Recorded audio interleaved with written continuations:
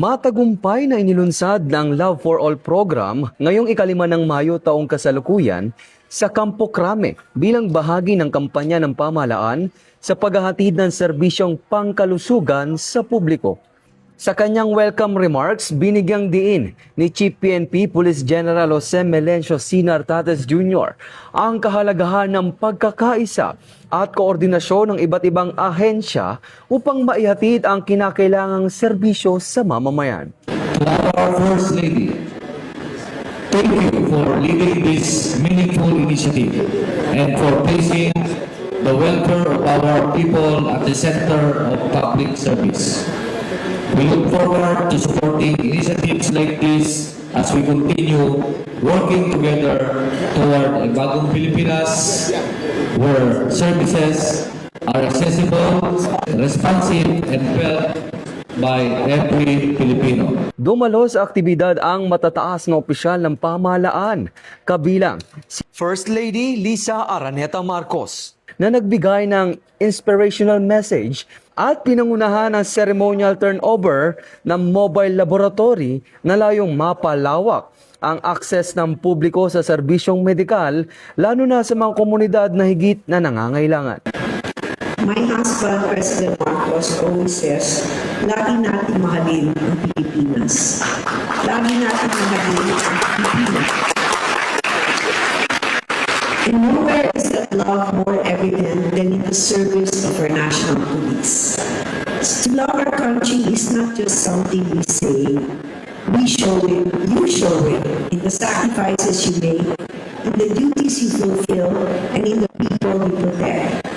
Loving our country is not about slogans, it's not about noise or impact, it's about service. Don't cry, Mom. And so to our partners in government and to our partners in the private sector, to every volunteer who made today possible, marami pong salamat sa inyong lahat. And to our men and women of the National Police, thank you for your courage, thank you for your sacrifice, and thank you for the service you give to our nation. Mabuhay po kayong lahat.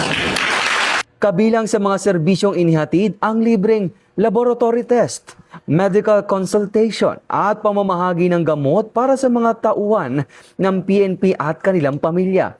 Bukod dito, namigay din ng libreng mga tsinelas. Aabot sa mahigit kumulang 3,000 benepisyaryo ang natulungan ng programa. Naging matagumpay ang programa sa tulong ng OLCFI kasama ang iba't ibang ahensya ng pamahalaan. Mga beneficiaries dito, maaari po silang magpatuloy sa pagkukonsulta sa mga pinakamalalapit na health centers sa kanilang lugar o maging sa mga local government hospitals at DOH hospitals. Kahit po tapos na itong Love for All program na ito. So sa ating pong ibang mga kababayan, magparehistro rin po kayo sa PhilHealth Yakap program dahil po dito sa PhilHealth Yakap program, libre po ang ating mga konsultasyon, mga diagnostics at mga gamot. Araw para sa Pilipinas, Pilipinas Mercados, sa PPO.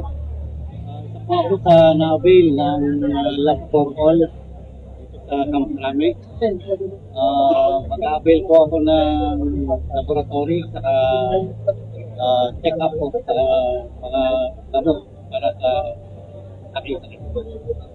Ayon sa Philippine National Police, ang programa ay bahagi ng pagpapalakas ng personal welfare at patunay ng patuloy na pakikipagtulungan ng pamahalaan para sa serbisyong makatao at abot kamay ng bawat Pilipino. Ito ang bagong PNP para sa bagong Pilipinas. Serbisyong mabilis, tapat at nararamdaman. Mula dito sa Campo Crame, ako si Patrolman Edwin Baris, nagbabalita para sa Police News Network. Alagad ng batas, tagataguyod ng Balitang Pulis.